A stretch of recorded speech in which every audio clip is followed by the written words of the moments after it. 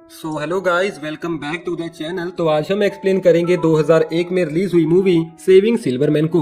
कहानी शुरू होती है एक वैन नाम के लड़के से जो अपने घर पर बैठा नील डायमंड का एक टीवी शो देख रहा था। यहाँ पर वैन हमें अपने और अपने दो दोस्तों डैरन और जेडी के बारे में बताता है। वो तीनों 5th ग्रेड से बेस्ट फ्रेंड है। वैन बताता है कि जेडी बचपन से ही पढ़ाई में कुछ खास नहीं था और डैरन सिल्वरमैन बचपन से ही काफी रोमांटिक टाइप का है, लेकिन उसे अभी तक अपने लिए कोई खास लड़की नहीं मिली। इसके साथ ही वैन ये भी बताता है कि हाई स्कूल में पहुंचने के बाद भी हम तीनों बेस्ट फ्रेंड थे और यहाँ पर भी जेडी और डैरन की हरकतें बिल्कुल भी नहीं बदली थी। लेकिन हाई स्कूल में डैरन एक सैंडी नाम की लड़की को काफी पसंद करता था, लेकिन ये बात उनके स्कूल के कोच को बिल्कुल भी पसंद नहीं थी और वो हमेशा लड़कों को लड़कियों से दूर रहने के लिए बोलता था। इन सब के बाद वैन बताता है कि अब हम काफी बड़े हो चुके हैं और हमारी हरकतें भी काफी सुधर चुकी हैं। जेडी अब एक सबवे में असिस्टेंट मैनेजर का काम करता है और डैरन एक रिटायरमेंट होम में सोशल डायरेक्टर का काम करता है। इन सब के बाद बारी आती है मेरी। मैंने खुद का अपना एक बिजनेस शुरू किया है, लोगों के घरों में से जंगली जानवरों को निकालने का बिजनेस। लेकिन इसमें मुझे काफी सारी मुश्किलों का सामना करना पड़ता है, लेकिन इन सब के बाद भी हम तीनों में एक चीज कॉमन है और वो है नील डायमंड के लिए हमारा प्यार। और उनसे इंस्पायर होकर हमने खुद का एक बैंड भी शुरू किया है। अब इस बैंड शो के दौरान डैरन लोगों में खड़ी एक लड़की की तरफ काफी अट्रैक्ट हो जाता है और शो खत्म होने के बाद डैरन उस लड़की से बात करने की कोशिश भी करता है, लेकिन उस लड़की का पहले से ही एक बॉयफ्रेंड है। जिसके बाद वो तीनों एक रेस्टोरेंट में खाना खाने के लिए चले जाते हैं। यहाँ पर डैरन वैन और जेडी से कहता है कि इस लड़की ने भी मुझे रिजेक्ट कर दिया, तो मुझे नहीं लगता इस दुनिया में मेरे लिए कोई लड़की बनी है। और वो लड़की जिसे मैं प्यार करता था वो सालों पहले मेरी जिंदगी से जा चुकी है और वो थी सैंडी, जिसकी फैमिली एक सर्कस में काम करती है। इससे पहले कि मैं उसे कुछ कह पाता वो ये सिटी छोड़कर चली गई। तभी उस रेस्टोरेंट में एक ब्यूटीफुल लड़की की एंट्री होती है। वैन डैरन से कहता है कि तुम्हें जाकर उस लड़की से बात करनी चाहिए। डैरन के तैयार न होने पर वैन खुद जाकर उस लड़की से बात करता है, लेकिन वो लड़की कहती है कि मुझे तुम्हारे दोस्त के साथ बात करने में बिल्कुल भी इंटरेस्ट नहीं है। मगर वापस आने के बाद वैन डैरन से झूठ बोलता है कि वो लड़की तुमसे बात करना चाहती है। डैरन जैसे ही उस लड़की के पास जाता है तो वो लड़की डैरन को बताती है कि तुम्हारे दोस्त ने तुमसे झूठ बोला है, मैं तुमसे बात नहीं करना चाहती। जिसके बाद डैरन वापस अपने दोस्त के पास चला जाता है, लेकिन वो अपनी बियर की बोतल उस लड़की के टेबल पर ही भूल जाता है। जिसके बाद एक और आदमी आकर उस लड़की के साथ फ्लर्ट करने की कोशिश करता है। थोड़े टाइम बाद डैरन अपनी बियर बोतल को लेने के लिए उस लड़की के पास वापस आता है।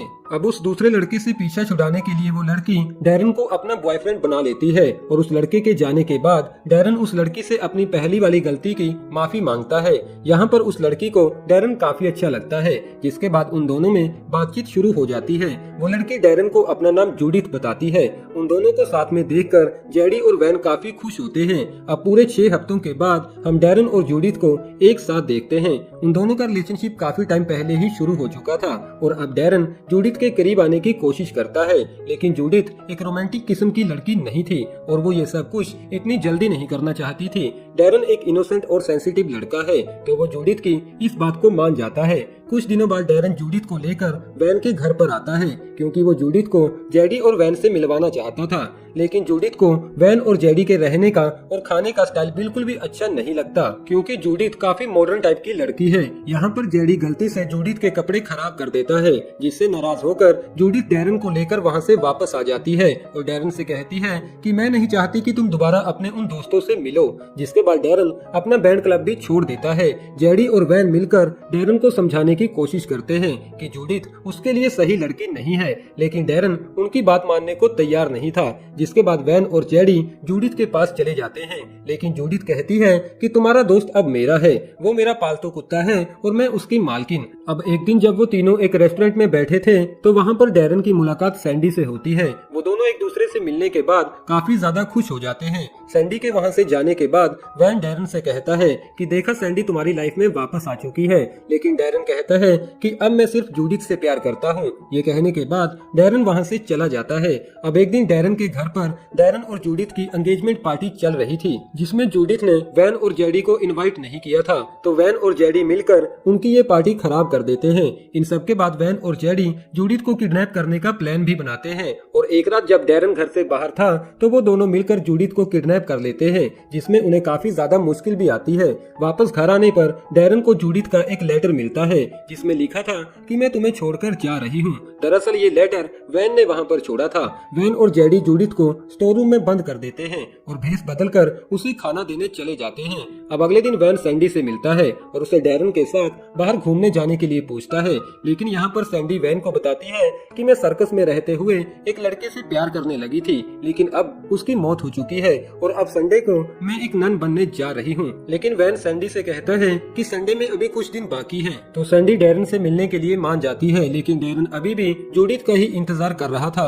अब डैरन को यकीन दिलाने के लिए वैन जूडिथ के मरने की झूठी खबर फैला देता है। उधर जूडिथ को ये बात पता चल चुकी थी कि वैन और जेडी ने ही उसे किडनैप किया है, तो वैन और जेडी इस बारे में बात करने के लिए जेल में अपने कोच से मिलने चले जाते हैं। यहाँ पर उनका कोच उन्हें एडवाइस देता है कि तुम्हें अब सचमुच उस लड़की को मार देना चाहिए, लेकिन वो दोनों ऐसा करने में कामयाब नहीं हो पाते। जिसके बाद वैन डैरन को सैंडी से मिलने के लिए मना लेता है।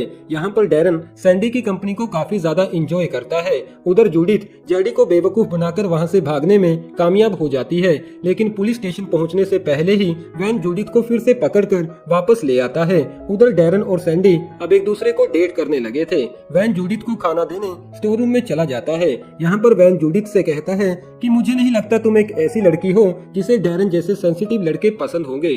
तो जूडिथ बताती है, हाँ, पहले मैं एक स्ट्रॉन्ग लड़के से प्यार करती थी जिसकी बॉक्सिंग रिंग में मौत हो गई थी, और तब से मैंने सोचा था कि अब मैं अपने लिए एक सेंसिटिव लड़के को ढूंढूंगी। तभी जूडिथ कहती है कि तुम भी तो एक स्ट्रॉन्ग लड़के हो, क्योंकि किसी को किडनैप करना बहुत मुश्किल है। जिसके बाद वैन जूडिथ की तरफ अट्रैक्ट होकर उसे किस करने लगता है, लेकिन तभी उनके घर पर उनका कोच आ जाता है, क्योंकि उसकी अब जेल से रिहाई हो चुकी थी। कोच को जैसे ही पता चलता है कि वैन और जेडी ने अभी तक उस लड़की को नहीं मारा, तो वो खुद जाकर जूडिथ को मारने की कोशिश करता है, लेकिन जूडिथ वहां से भाग जाती है और डैरन के घर पर आ पहुंचती है, जहां पर डैरन और सैंडी एक दूसरे के साथ रोमांस कर रहे थे।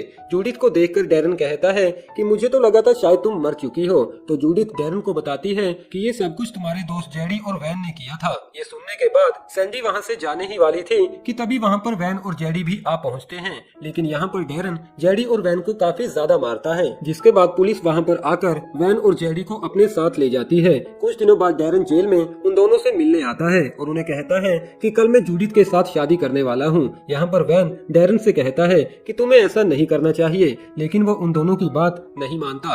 वैन मदद के लिए अपने कोच को फोन करता है, जिसके बाद वो जेल तोड़कर वहाँ से भाग जाते हैं। वो लोग चर्च में से सैंडी को भी अपने साथ ले जाते हैं और रास्ते में एक शो में से नील डायमंड को भी किडनैप कर लेते हैं और नील को समझाते हैं कि हमारा दोस्त डैरन इस लड़की सैंडी से प्यार करता है, लेकिन वो शादी किसी और से कर रहा है। अब वेडिंग प्लेस पर आकर नील गाना गाने लगता है। सैंडी को वहाँ पर देखकर डैरन काफी ज्यादा खुश हो जाता है और जूडिथ को छोड़कर सैंडी के पास चला जाता है। तो जूडिथ कहती है कि अब मेरा क्या होगा। तभी वहाँ पर एंट्री होती है वैन की, लेकिन जूडिथ वैन को काफी ज्यादा मारने लगती है और उसे कहती है कि ये सब कुछ तुम्हारी ही वजह से हुआ है। लेकिन अचानक से उनकी ये लड़ाई एक रोमांटिक सीन में बदल जाती है। मूवी के आखिर में डैरन की सैंडी से और वैन की जूडिथ से शादी हो जाती है। वेल दोस्तों, ये थी हमारी आज की मूवी।